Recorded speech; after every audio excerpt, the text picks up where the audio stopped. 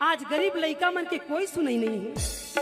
अब पैसा दे दे के पास हुआ थे और नौकरी धरा थे, ते मला नौकरी धरावा था, वो मोटरसाइकिल चलावा थे, कर मन के का थे काय बना थे, लाइसेंस बनावा थे। ओला बारे नहीं आते लाइट लग कत्का जो लिबिर लाबर करना है तेला नहीं जाना, कत्का जो ब्रेक दबाना है तेला नहीं जाना, ब्रेक नहीं जाने, आप डाउन काला का थे तेला नहीं जाने, कत्का जो हार न मारना चाहिए तेला नहीं जाने। ऐसना ऐसना मला तुम नौकरी में रखिए। अर्जुन कहे कन्हैया तो क्या हो रहा है? तो कथे सुन, कलयुग में एमए बीए फाइनल करे वाले मन पूरा फाइनल, मैट्रिक छोड़ के बैट्रिक में चढ़े, चार्जिंग मोबाइले भर के होवा थे।